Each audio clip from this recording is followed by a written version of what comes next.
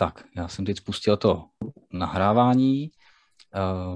Pojďme dál, jestli mě to pustí. Už tady vlastně vlevo vidíte tu ikonku toho mikrofonu, kde se můžete promiň, já nevím, jestli tak mají ano. všichni, ale mně se to teda neposunuje, ta prezentace, tak nevím, jestli to mám já jenom špatně, nebo ne. A kde zůstala, Katko? Na té první stránce já ji vidím, ale nevím, jestli to tak mám jenom já, nebo i ostatní. Tak tak, ale také jenom na první. Děkuju. Není to prezentace modu. Já se hned vrátím. Děkuju. Jdeme na to. Jo, tak já se podívám. Já teď píšu vysvědčení, takže po vysvědčení to pro mě bude jako takové jako přijatelnější, no. Jo. Už to je. Já tady tak průběžně budu vypínat zvuk, který se nás netýká. A když se teda vrátím zpátky k těm organizačním informacím. Katko, kontrola jenom teďka, teď to tam máme. Jo, už se to hejbe. Perfektní, děkuju. Tak to je to, o čem jsem mluvil. Zároveň tady je ta ikonka toho, kde se můžete vypínat sami, abych to nemusel dělat já. Většinou to máme vlevo dole, tady ten mikrofon. A video, pokud nechcete být na té nahrávce. Tak, tolik. Co jsme si dneska dali za cíl? Je dát vám nějaké osvědčené nápady, inspiraci, která prostě pro vás může být připravená, nápady, které možná znáte, tak si připomenout a některé nové vidět. A jak to dneska proběhne, máme takový speciální mód, speciální takový způsob, jak to dneska podnikneme. Dáme prvních 20 minut Katce Vrtiškové, která nám představí vlastně svoje nápady, svoje aktivity zimní s dětmi pro 1. až 3. třídu. A ten navazující program 20 minut bude s Andreou na 4. až 5. třídu a taky na tu zimu. Na závěr ještě si dáme podle toho, kolik nám zbyde času, zhruba 15 minut se rozpadneme do diskuzních skupin, kde ještě budeme moct se vzájemně zásobit dalšími nápady, které třeba tady od Katky a od Andreje nezazní, tak aby jsme to mohli pozdílet. Tak, jak tady vidíte, pokud vás bude něco napadat k tomu, o čem je zrovna řeč, tak se klidně ozývejte okamžitě do toho dění. A já bych rád ještě jenom zmínil krátce, že jsme tady dneska i za program Les ve škole, který pokud dnes neznáte, tak doporučujeme se podívat na stránky lesveškole.cz a uvidíte tam vlastně sadu metodických materiálů, které se hodí do výuky o přírodě v přírodě, především právě na 1. stupni. Uvidíte, že vlastně můžete získat i certifikát lesní třída, který získáte, pokud pracujete s těmi metodikami a dáte nám o tom na konci školního roku zprávu. Uvidíte tam přesný popis toho, co se v těch metodikách pro vás jako pro učitele nabízí, abyste ušetřili čas s přípravou. A já to, co všechno se vám vlastně nabízí a najdete vlastně blížší informace na stránce lesveškole.cz, případně už přímo úplně v záložce chci se zapojit, tak tam najdete všechno potřebné. A teď bych předal slovo a i ten prezentační prostor Katce. My jsme natrénovali promítání, tak poprosím, Katko, jestli to převezmeš.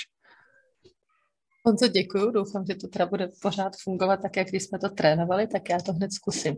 Prima. Ještě, Katko, promiň, že ti ještě než ti dám slovo, tak ještě jenom řeknu, já tady zůstávám, vypnu si svůj obraz, abych nerušil, vypnu si svůj zvuk, ale zůstávám v případě nějakých dotazů. Já poslouchám webinář lesní škola.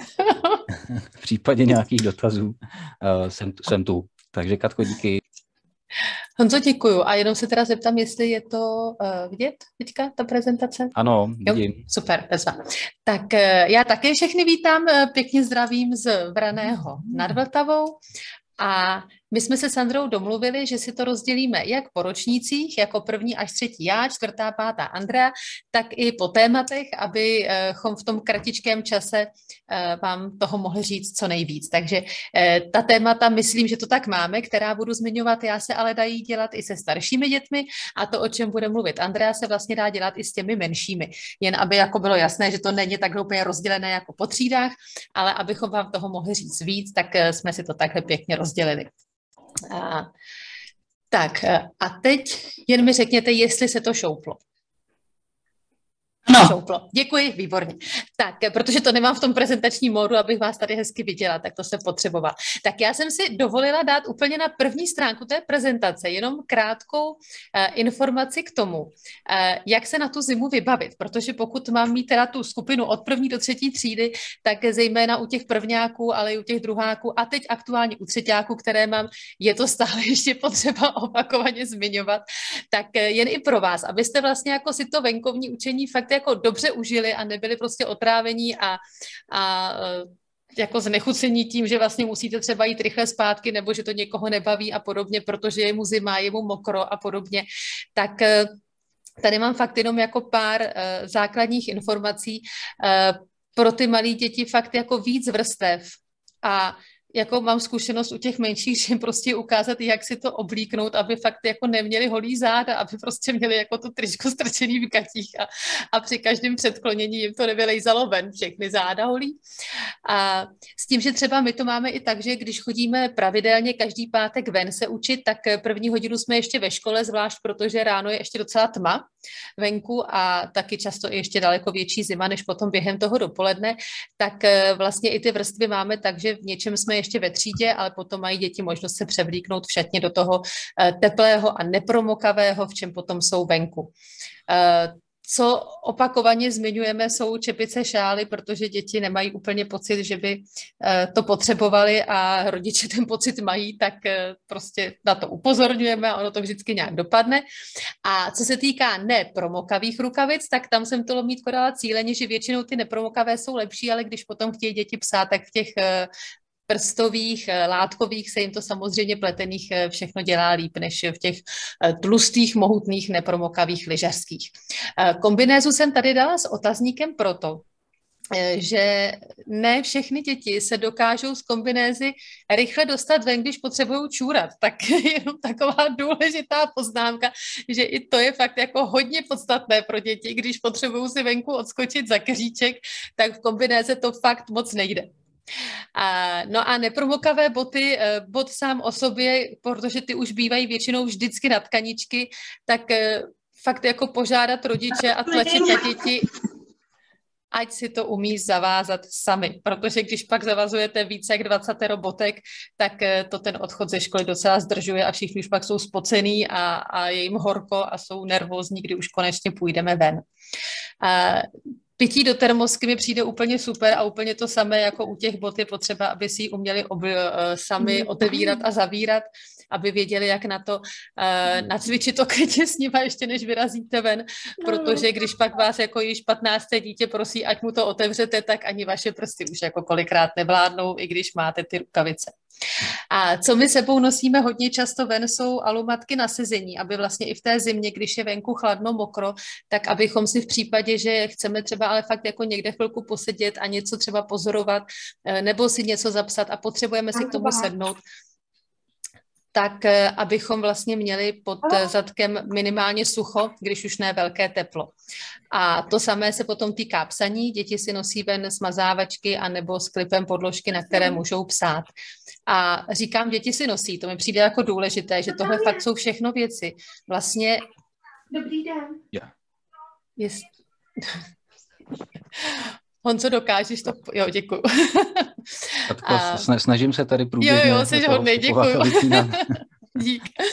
A přijde mi důležité, že vlastně fakt všechny tyhle věci i většinu pomůcek, které pak třeba potřebujeme ven, si děti nosí ven sami.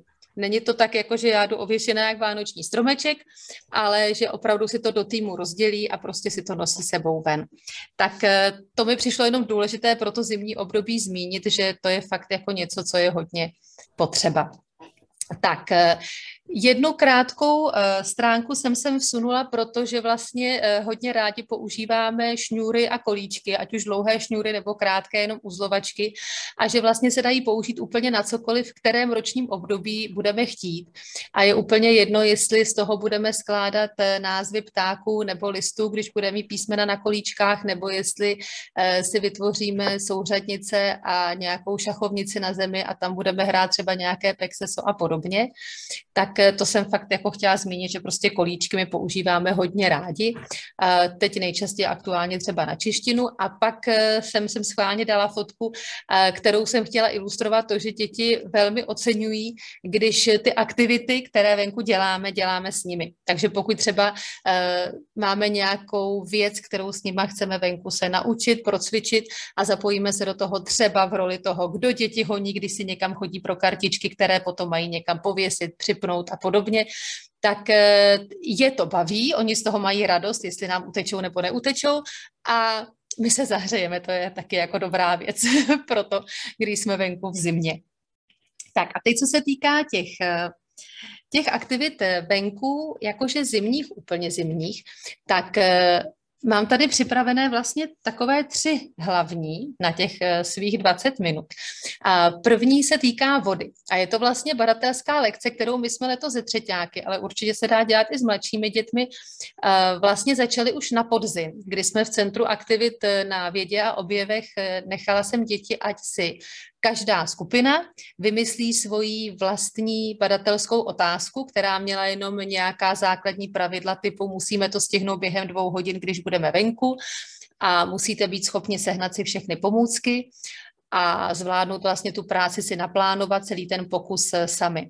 A děti vlastně vymysleli 4 různé otázky, které se té vody týkaly. Tady třeba konkrétně vidíte to, jak vymysleli, jak teda je ta voda špinavá, což jako jejich hypotéza, že středně, tak ta úplně nestačila, takže to trošičku specifikovali a proto napsali, že nebude špinavá jako prasátko. A děti jsou schopné si sepsat sami, jaké pomůcky potřebují, rozdělit si, kdo jim to přinese, zajistí. Když potřebovali něco, co neměli šanci třeba sehnat doma, tak se přišli zeptat, jestli jim prostě zajistím filtrovací papír a pak si vlastně naplánovali ten pokus. No a jedna skupina teda měřila hloubku řeky, jedna délku řeky, jedna právě tu špínu a 2 skupiny se rozhodly, že budou měřit teplotu vody. A rozhodli se, že ji budou měřit. U nás je to teda nad přehradou, pod přehradou, ale není potřeba mít jako vždycky řeku, stačí vám fakt jako zahradní jezírko nebo rybník, který je ve vesnici, stačí i potok, studánka, prostě fakt jakákoliv vodní plocha, ať už tekoucí, netekoucí. A měřili vlastně tu teplotu, přinesli si na to svoje vlastní teploměry, což zřejmě dnešní období jako bazénu na každé zahradě nám v tomhle směru přeje, protože prostě všichni si přinesli ty teploměry, které používají do bazénu, takže byli schopni vlastně bez problémů s nimi měřit. A vlastně jsme se rozhodli, že to je aktivita, která se dá dělat v průběhu celého roku a že bude zajímavé, jestli ta teplota je na podzim jiná než v zimě, pak na jaře a jak se to vlastně liší v těch jednotlivých ročních obdobích. U nás třeba právě i ve vztahu, jak je to nad tou přehradou a jak je to pod přehradou. A zase všechno okolo toho si ty děti řešili sami. To znamená, že oni sami si fakt jako přinesli ty teploměry, sami to změřili, sami si zapsali, sami to vyhodnotili a pak vlastně už jenom ostatní informovali o tom, co zjistili a vyhodnotili si to třeba do toho badatelského protokolu. Ale přišlo mi na tom fakt úplně nejlepší to, že to fakt jako dělají sami, protože oni si to vymysleli, je to zajímalo, oni to chtějí dělat. Takže u té přírody mi opravdu přijde dobrý, když je necháme, ať si ty badatelské otázky vymýšlejí co nejvíc sami. Tak to je, co se týká vody a prostředí, které si myslím, že vlastně téměř všichni někde v nějaké dochozí vzdálenosti od školy máme. Další aktivita, kterou jsem si připravila, se týká neživé přírody, ale živé přírody tentokrát týká se pozorování stromů, což vlastně sice úplně původně nebyl náš záměr, ale vlastně stejně tak nám to stejně jako u té vody z toho vyplynulo. My, když jsme děti měli ve 2. třídě, tak nám náš skřítek přinesl adventní kalendář, v kterém postupně byly zprávy zašifrované a děti se dozvěděly, že skřítkové si nenosí vánoční stromeček z lesa k sobě, domů nebo do třídy, ale naopak, že vždycky na Vánoce jeden nový stromeček do lesa vysadí. A tak stejně jsme to vlastně udělali i my. a pořídili jsme si takovou krásnou jedličku, necelý metr vysokou, kterou jsme opravdu to bych řekla špatně, vlastně v rámci té naší třídní vánoční akce, té besídky, která normálně tradičně bývá, šli společnými silami vysadit vlastně na pozemek v obci. Jediné, co proto bylo potřeba udělat dopředu, bylo vykopat tu obří jámu, protože to opravdu jako už byl strom jako s velkým balem, ale jinak vlastně všechno ostatní si zařídili děti. Jakože odvezli kolečko, lopatama házeli, pěkně se o to vystřídali, zasadili, zalili, konve s vodou nosili. A potom, když už to vlastně měli hotové, tak my jsme společně vyrobili ozdoby, které zároveň mohly ocenit živočichové kolem nás a těmi jsme vlastně ten stromek ozdobili. Byla to i taková trošku záruka toho, že když to takhle hodně ověsíme, tak nám nikdo z obce nepřijde a ten stromek nám před Vánoci nepodřízne a nedá si ho k sobě domů do obýváku. A děti potom ještě z těch plodů, které přinesly vlastně pro zvířata, tak tam vytvářely kolem toho stromku mandaly. No a zase nám z toho vlastně vznikla jako věc, kterou jsme úplně nečekali. My, když jsme si ten stromeček zasadili, tak jsme vlastně ho nějak moc neřešili, ale potom na jaře, když přišel první jarní den, tak jsme si ho změřili. A zjistili jsme, že teda měří metr a domluvili jsme se, že to budeme dělat pravidelně, že vlastně vždycky na začátku jara a na začátku podzimu budeme ten stromeček měřit, respektive klidně i první jako zimní den a první letní den. A tady zase vlastně jako přišla taková hezká badatelská chvilka, kdy děti ho změřili na ten první podzimní den a zjistili, že vyrostl více jak o 40 cm. Byli překvapeni, jako kolik to je, že opravdu jako o tolik od jara vytáhl a odhadovali, typovali, kolik vyroste zase za těch dalších půl roku, kolik bude mít nejdřív za čtvrt roku na první zimní den a kolik bude mít na první jarní den. A protože od jara do podzimu vyrostlo o těch 40 cm, tak si fakt úplně všechny skupiny typly, že vyroste znovu takhle stejně, jako maximálně řekli třeba 38, 42 a očekávali, jak jim hezky poroste. A když potom jsme byli na první zimní den vlastně znovu ten náš stromeček pozdravit, znovu nějakým jiným způsobem ozdobit, zase se stejným záměrem, aby nám nezmizel, tak byli hrozně překvapení, že ten stromeček je pořád stejně vysoký, jako jak to, že najednou teď nevyrost. A někteří očekávají, že ale to ještě do jara stihne, že to jako ještě dožene, že těch 40 cm nabere a jiní už trošičku váhají, jestli náhodou někde nenastala chyba. A moc se těším právě na to aha, které tam potom třeba vznikne, jestli to teda takhle je, anebo jestli to takhle není. A kdy teda ten strom roste a potom možná třeba doufám, že ještě se dostaneme k tomu, jestli to i my lidi máme stejně, nebo jestli to máme jinak. Takže takovéhle vlastně dlouhodobé aktivity, ať už se to týká vody nebo stromů, nebo vlastně čehokoliv jiného, které vzejdou z vlastního zájmu dětí, tak ty mi přijdou úplně pro děti nejlepší. A na závěr jsem máme tady dotaz, který se týká stromečků, jestli tak řešili výsadbu z obcí, jestli vám to obec nějak povolilo. Ano, děkuju, tak to moc děkuju, že to hlídáš, protože chat už teda nezvládám. Ano, řešili jsme to, požádali jsme vlastně komisi životního prostředí, aby nám řekla, kam ten stromeček můžeme vysadit. Jo. Děkujem. Já taky. A poslední, ten se týká vlastně, nebo tyhle ty další 2 stránky poslední, které mám připravené, se týkají toho, o čem už Honza na začátku mluvil, to znamená metodik lesa ve škole. Mám tady připravenou 1 stránku pro prvňáky, kdy vlastně na základě té metodiky s ponožkami s dětma chodíme do lesa a vlastně můžeme tam dělat úplně cokoliv nás napadne s ponožkama, nicméně ty primární úkoly se opravdu třeba v zimě týkají toho, že tam jdeme právě pohostit zvířátka, že tam zkoumáme stopy, které se tam objeví, a nebo třeba barvy lesa. tam na té spodní fotce je vidět, doufám, že to je vidět, že vlastně zkoušíme hledat v lese různé odstíny různých barev a zjišťujeme, že vlastně kromě té hnědé a zelené tam toho třeba tolik není. Tady jsme vlastně využili takovou vychytávku za pomoci té oboustranné lepenky, kdy to děti přímo lepí do toho svého deníčku a pak to jenom přetáhnou tou ochrannou páskou a ve třídě si to potom přelepíme průhlednou lepenkou, aby se jim neslepily stránky a zároveň, aby to dobře viděli. A co mi vlastně pro ty prvňáky přijde v tom lese úplně ze všeho nejlepší, tak to je vnímání toho lesa za pomoci smyslů. Protože u těch prvňáků jako takových mi přijde nejdůležitější být v tom lese rádi, takže si tam užít jak to řádění, tak i třeba nějaké tiché pozorování, co v tom lese slyšíme, nebo co v tom lese naopak neslyšíme, jak je ten les cítit, ať už nosem nebo na dotyk, co všechno v něm můžeme pozorovat a podobně. Tak fakt u těch menších upřednostňuji spíš ty smysly. A poslední, a doufám, že se vejdu do těch 20 minut, zkoumáme ten les nebo užíváme si ten les nejenom ve dne, ale i v noci. My teď jsme třeťáci a pracujeme vlastně podle metodiky pro 3. třídu tajemství vody v lese.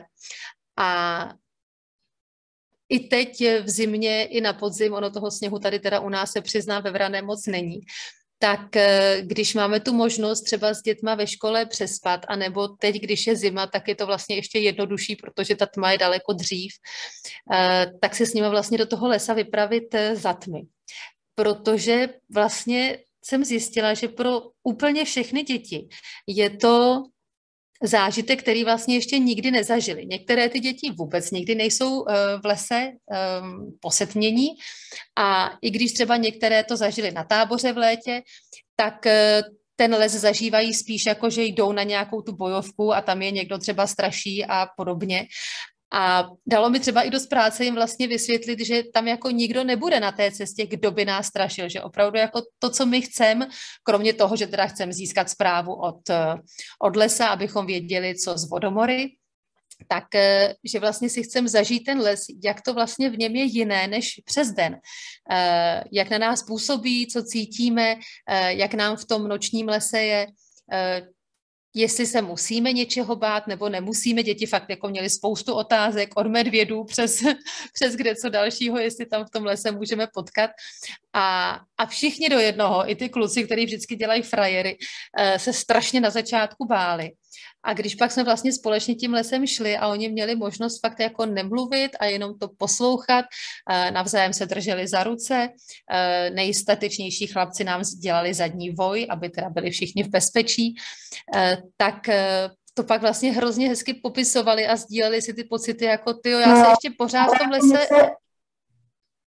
Já se pořád ještě v tom lese asi jako v noci budu bát, ale už ne tolik. Už jako to vlastně bude pro mě jednodušší a sdíleli vlastně takové ty pocity jako hrdosti na sebe, že to dokázali a hodně si povídali o tom teda, v čem je to jiné, co v tom lese slyší.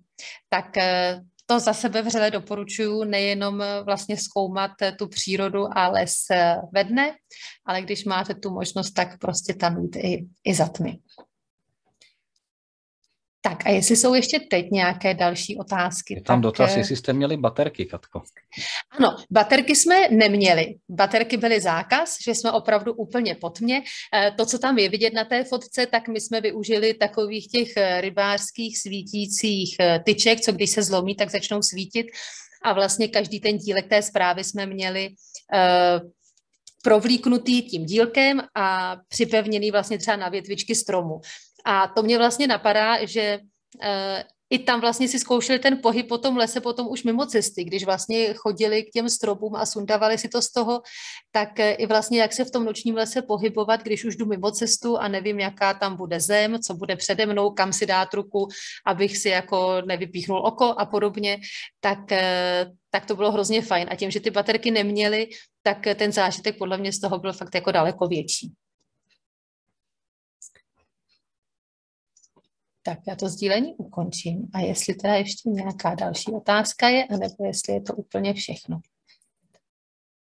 Jestli jste měli cíl jenom Jo, pozorovat z noci. já už to vidím. Jo, měli jsme vlastně 2 cíle. Měli jsme tam právě to, že jdeme pro tu zprávu, abychom ji získali a věděli jsme, jak na vodomory, nebo co jsou vlastně to vodomorové. A druhý cíl byl právě jako to vnímání toho nočního lesa.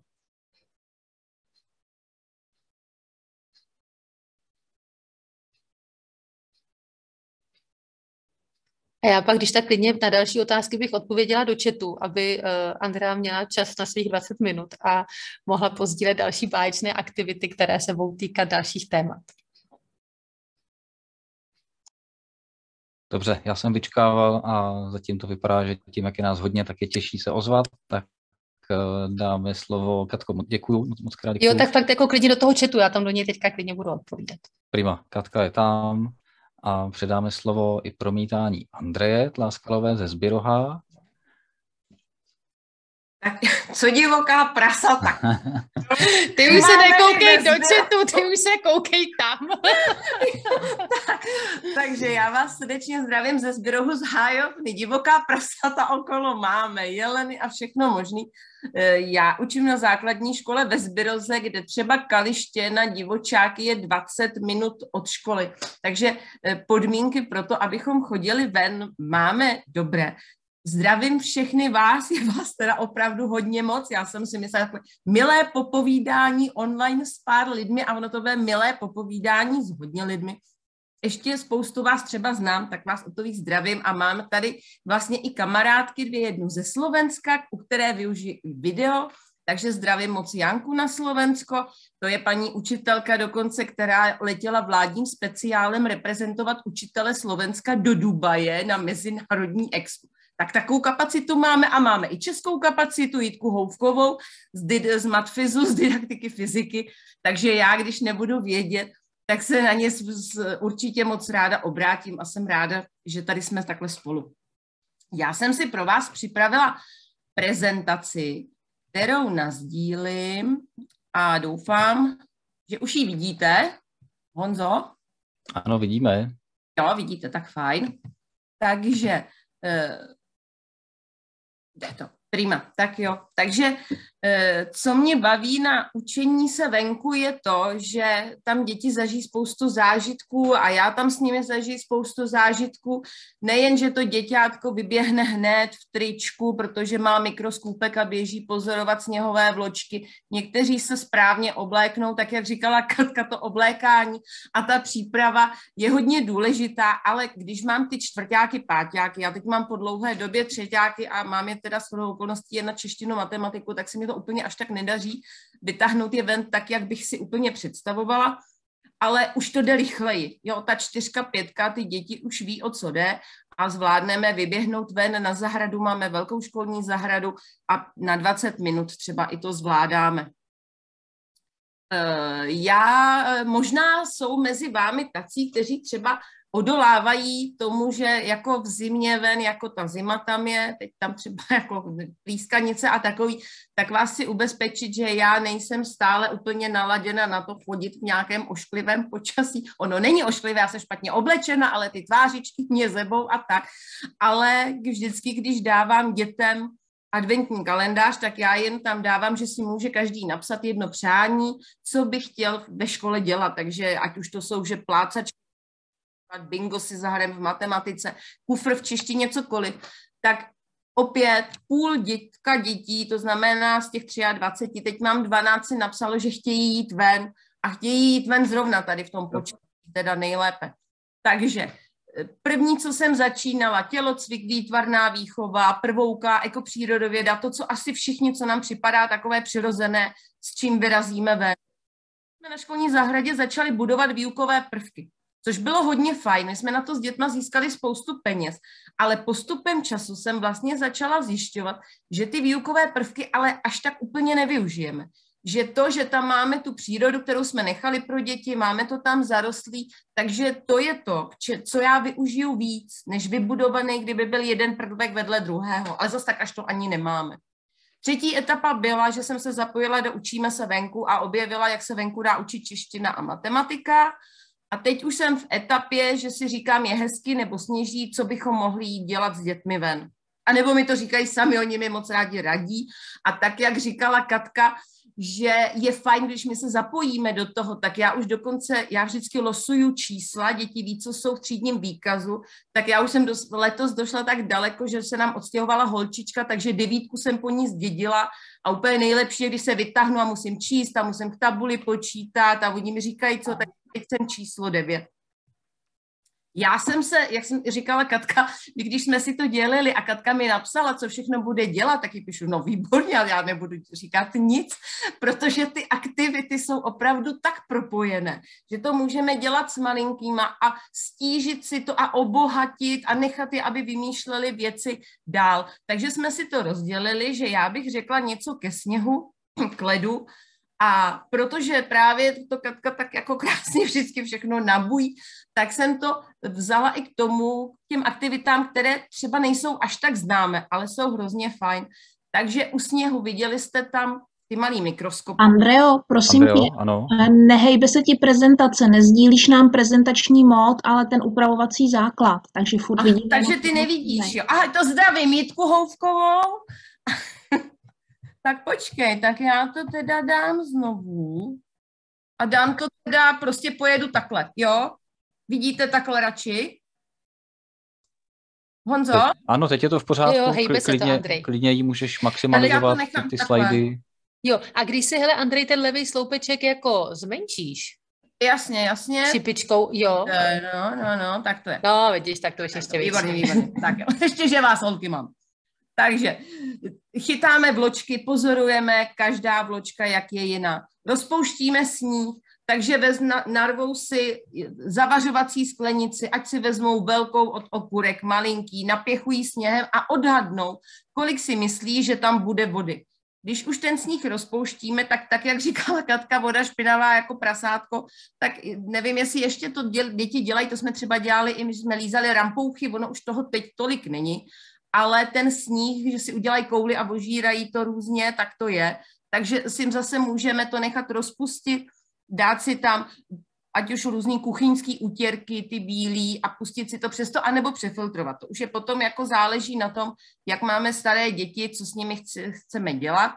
A co nás jako hodně baví, je rozpouštění sněhu pod různobarevnými papíry. Pokud svítí sluníčko, máme sněhovou pokrývku, tak si položit bílý papír, černý papír, červený, zelený a dát si na to třeba 20 minut. Já to dělám s dětma potom hodně i protože mám kroužky a při těch kroužcích chodím hodně ven, takže si odhadnou, jak pod kterou barvou bude, jak vypadat ta sněhová plocha. Jestli se tam něco stane, jestli se to začne trošku rozpouštět, můžete využít i nejen papíry různé barvy, ale i různé tloušťky. A zase badatelsky, tak jak říkala Katka, nechat ty děti si vymyslet, co by chtěli pozorovat, co by si chtěli venku prostě na tom sněhu zkusit.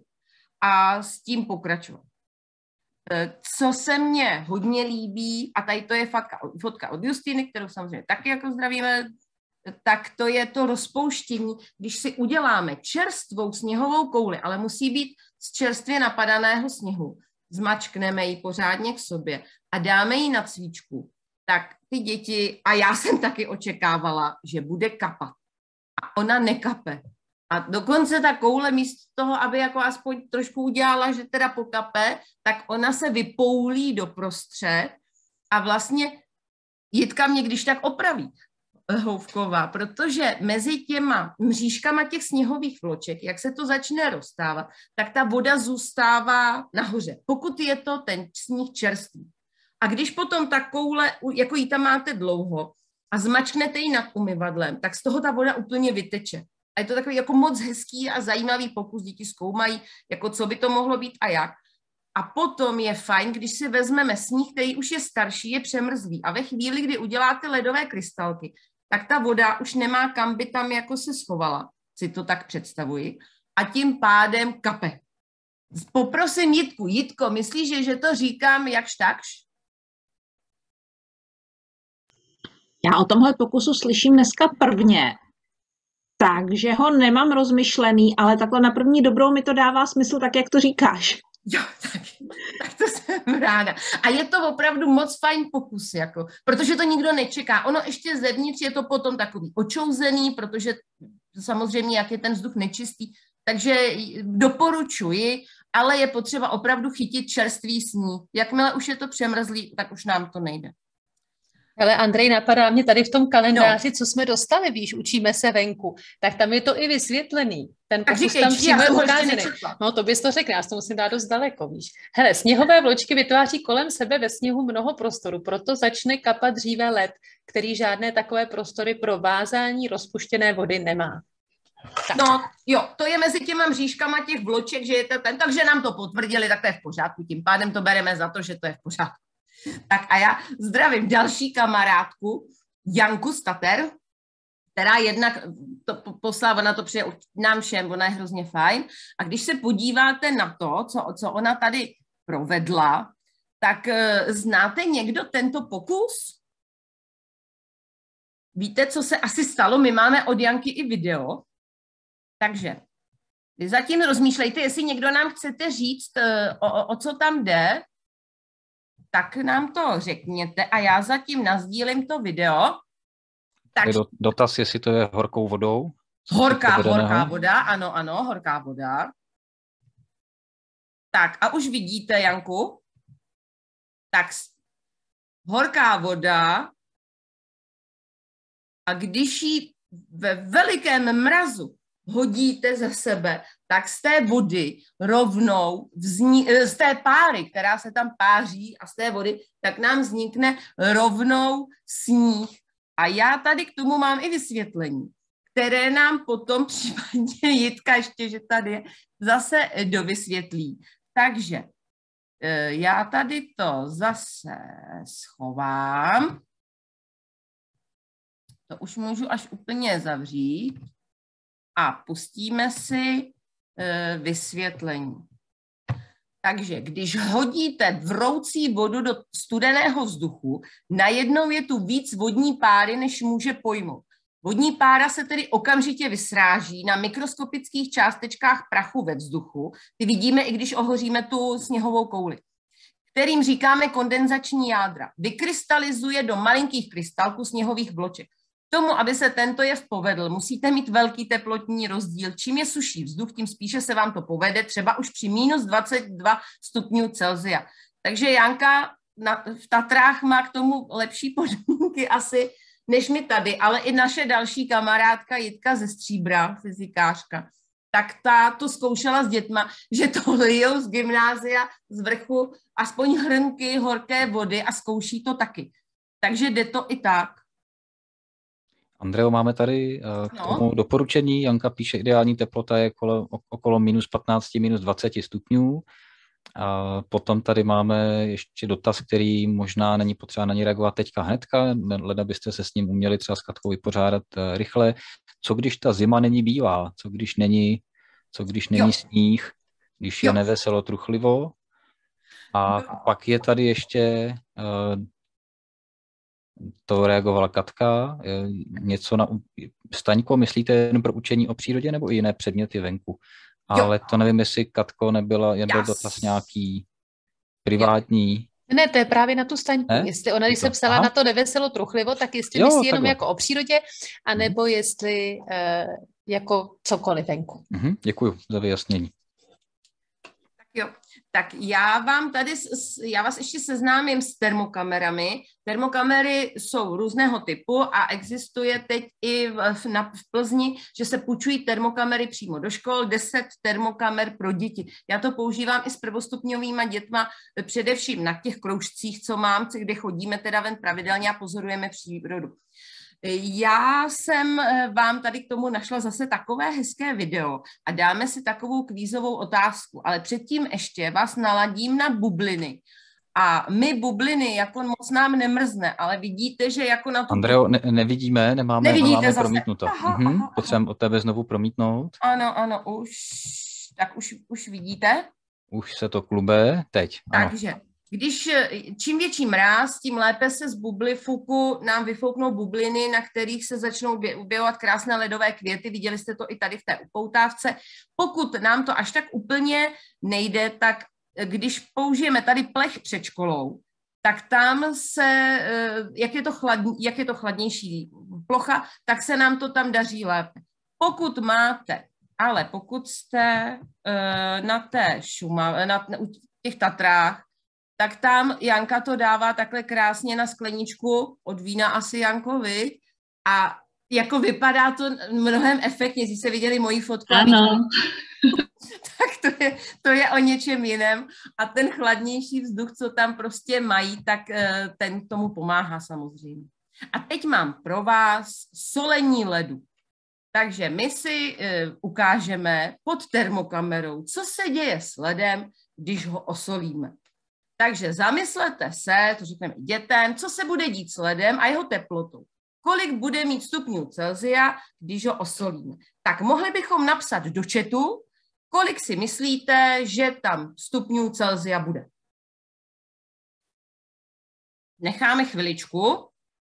Nebojte, nejsme jako ve škole, my jsme za každé číslo rádi, práce s chybou nás baví, překvapení máme rádi. Takže já už tady to vypnu. Honzo, objevuje se nám tam něco?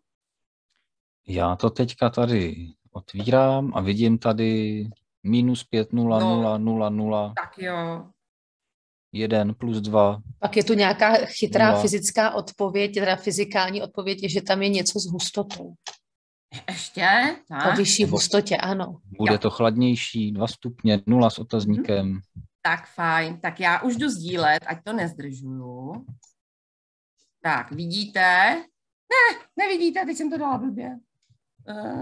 Teď vás tady mám, já vás musím odšoupnout. Ještě vás musím odšoupnout. Ježišmarja. Tak znova. Tádle. Takže teď se dívejte, co se děje s ledem, který začneme solit. To jsou kostky ledu, který mají 0, -2, Jo, a teď se dívejte, sype se na to sůl, to je ruka, ta je teplejší, tady máte ty stupně Celsia, je to tam krásně vidět. Tak už máme -11, -12, -14, 15.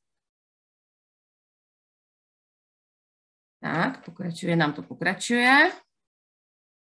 Takže vidíte, že když se nám solí silnice a my si myslíme, že se to tam bude zahřívat, tak on na to ta sůl úplně nezahřívá, protože už máme -18 stupňů.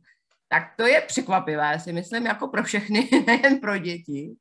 A dojede to až nějak k -21 stupňům Celsia. A tak, tady máme -19, uvádí se až -21 stupňů. A já tady mám pro vás zase stop, ježišmarja, to jsem pro vás teda fakt nechtěla. Mám tady pro vás pokračování prezentace. Vidíte? Honzo, vidíte? Jo. Ano. Jo. Tak a tady máme vysvětlení. Takže teplota klesne až na -21, protože směs soli a ledu má teplotu tání okolo -21 stupňů Celsia. Pokud má směs teplotu tání -21 a okolní teplota je vyšší, začne s ní tát. Na silnicích, chodnících vzniká břečka, která se dá lépe odstranit. Takže to jsem, jako abych tam dala něco jiného, než má Katka a než co můžeme udělat a kam se můžeme posunout, tak tady to si myslím, že je fajn. Když si vezmete kostku ledu a budete se dívat na to termokamerou, tak vlastně vy vidíte tu studenou stopu. Když vezmete gumu a začnete gumovat, nebo když si děti budou třít ruce, uvidíte zase, jak se ta teplota zvyšuje. Ty děti to moc baví. Já vám na konci ještě dám odkaz na tu stránku, kde se dají termokamery učit, ale oni se dají i takový různý menší různě popůjčovat. Už to není v dnešní době nic zvláštního. A samozřejmě venku, když nám opadá listí, tak na stromech jsou krásně vidět hnízda.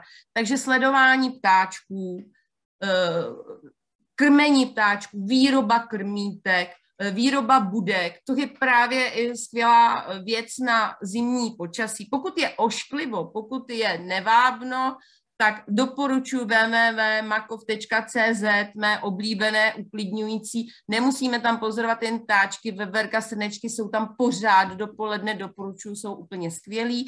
A Les ve škole, samozřejmě, že les ve škole a jeho metodiky. My zrovna teď máme s dětmi ekosystém les.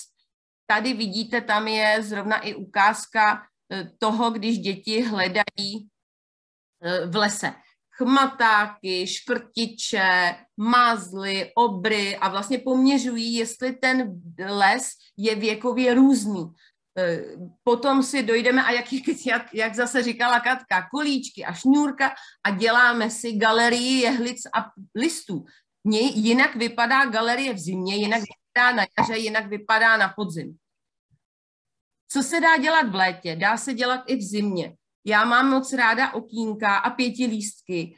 Miluju, když to děti dávají na kytičky, to se tam kochám, ale když si jdou teď v zimě a dají to na kůru, najdou nějaký hezký kámen nebo nějakou stopu v blátě, tak je k tomu zase baví při češtině vymýšlet. Tady to je matematika 5. třída zlomky. Když napadne poprašek, tak je skvělý začínat zlomky a my to máme zrovna na ten prosinec většinou. Takže zlomím klacek a už jsem u zlomků, jakmile to zlomím. Namaluju si čtverce a už to začnu půlit, dělit. Oni to krásně vidí, nemá to jenom u sebe v sešitě, ale prostě máme to na velký ploše.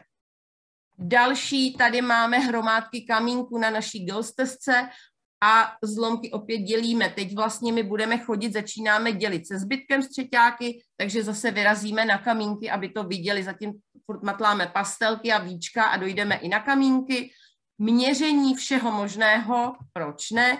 Tady propedeutika fyziky, Jitko, takže válíme, když stavíme sněhuláka, jestli to jde lépe do kopečka, z kopečka, jak a tak. A tady to bylo takové moje nejmilejší překvapení venku, kdy já se vždycky pořádně obléknu. A tady taková Víla Simonka, taková hodná, jemná holčička. Já jsem u nás, to bylo od Honzy, když jsme spolupracovali v týmech, tak byla u nás kamarádka z Radnic a děti měly zjistit o místě, kde jsou podmínky. A najednou mi říká, ty Andrej, oni se ti tam ty děti slíkají, víš to?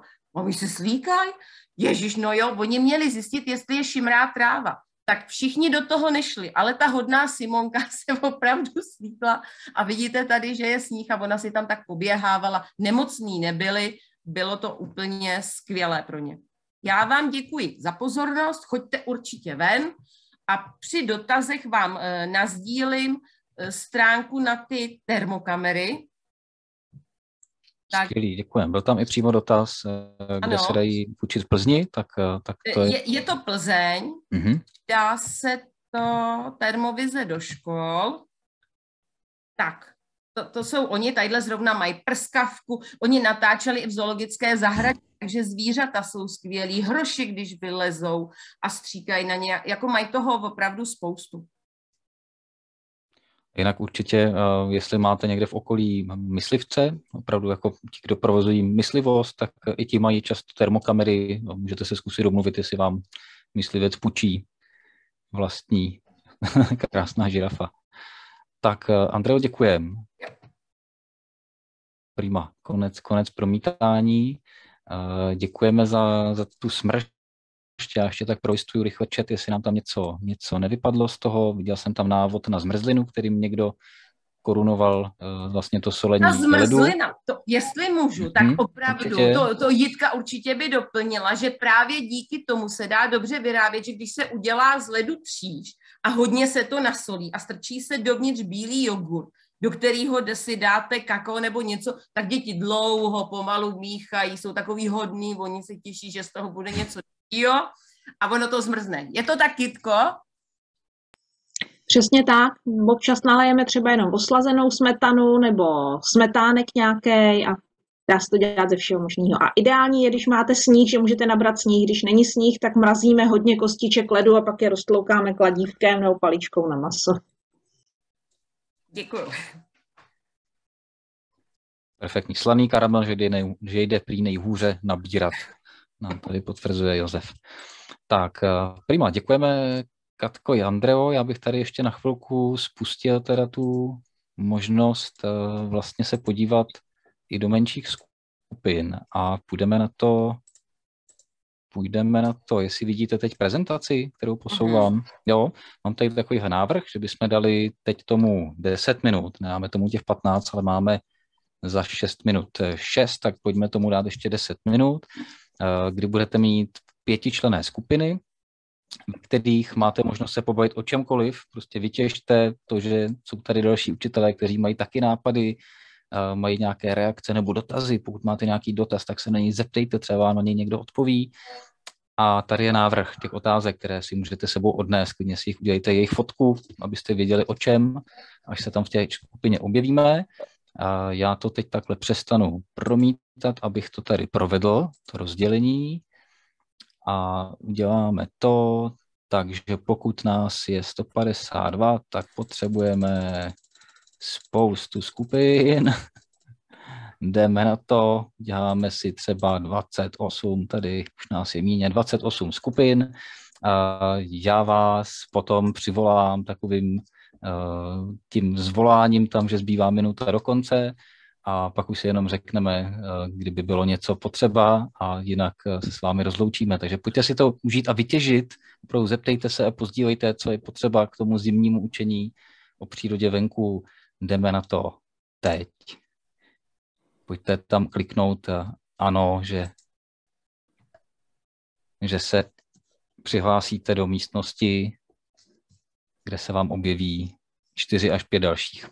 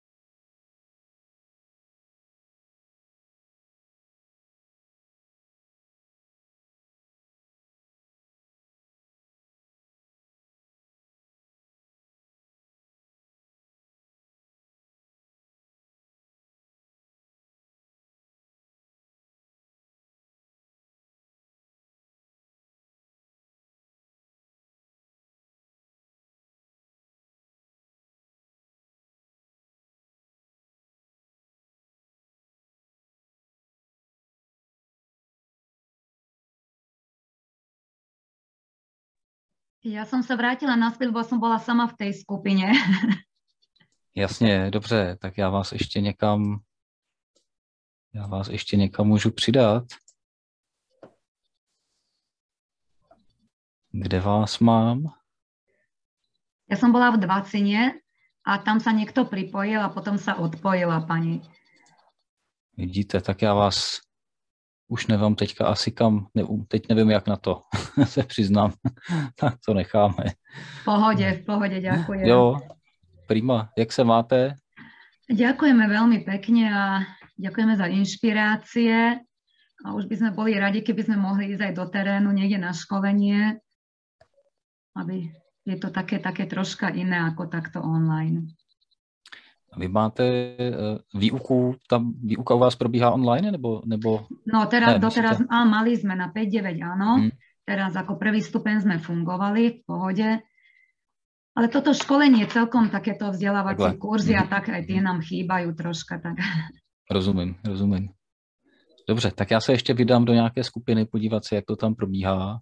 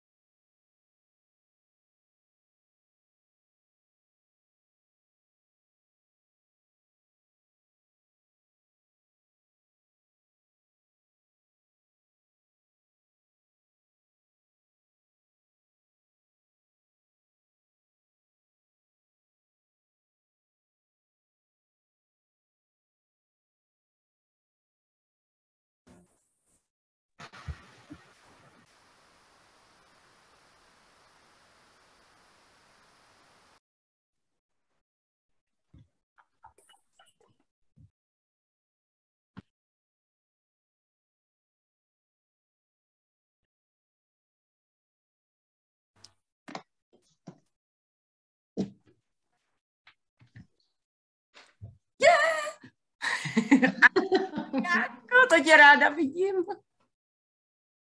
Ahoj. Ahoj.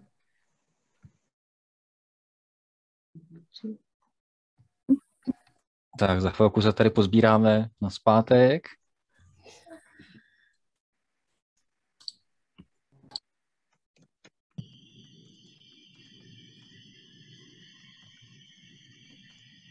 A jen chci říct, že jsem zvědavá, kolik se nás sejde, že to bývá právě na těch různých webinářích, že ve chvíli, kdy řekneš, rozdělím vás do skupiny, tak se slabší povahy odpojují. A proto je to až na konci. My jsme to nezpůsobili na začátek. Hele, upřímně to už je jako nabídka, samozřejmě to hlavní od vás zaznělo a tohle je takový bonus navíc, něco popovídat a mít možnost se případně na svoje otázky vlastně doptat, takže je nás teďka o půlku míň, to pravda, než nás bylo, ale s tím se počítá.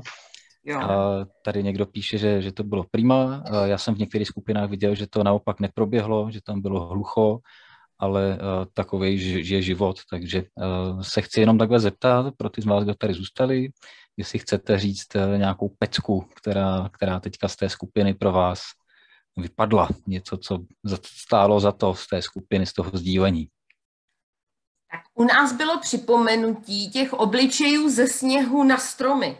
Jak se ty obličeje, že to mají děti rádi vlastně, tak to jsme nezmínili a to je moc fajn.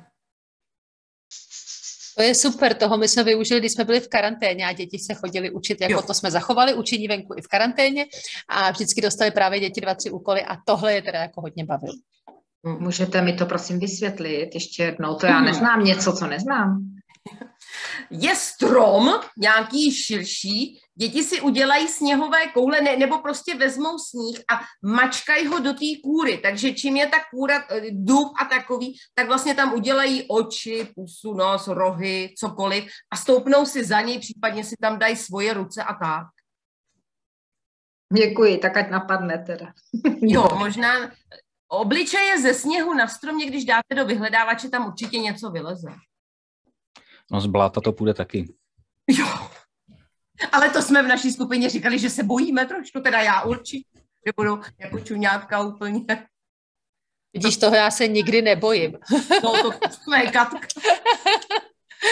A je tady ještě otázka, jestli je nějaká platforma, kde se jako sdílí učení venku. A Zora říká, učíme se venku CZ, web i Facebook, ale pak je tady, to znám, a jestli je ještě nějaká jiná. A já teda třeba si myslím, že nevím, jestli je ještě nějaká jiná jako možnost, kde dál se inspirovat, protože učíme se venku, mi podle mě přijde, že jako je možná ještě zahrada, je na Facebooku skupina.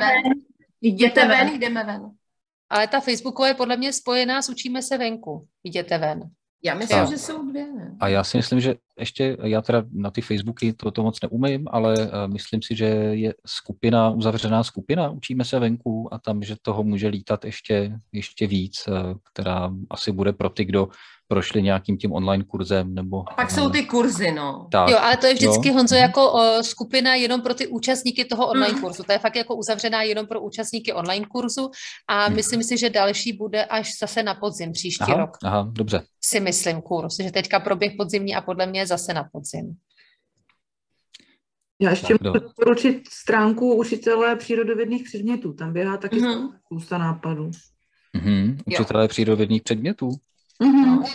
A Janka nám píše přírodovědné pokusy, hravě na Facebooku tam taky. A já jenom si teď neodpustím, jak vidím, Katku, ty mi připadá, že se připravuješ na pracovní karanténu, že jsi zůstala ve škole. No když my se domů nevejdem, tak já vždycky jako kdo chce vysílat, tak musí prostě pryč, no. Tak jsem zůstala ve škole, no. Jo. A je tam i Janky moc hezký, ten Amavet klub, tam dává krásný svoje věci. To je super tip, děkujem.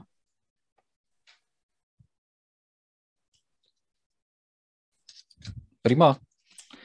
Helejte, tak máme 10 minut po 6. Já si myslím, že je čas poděkovat.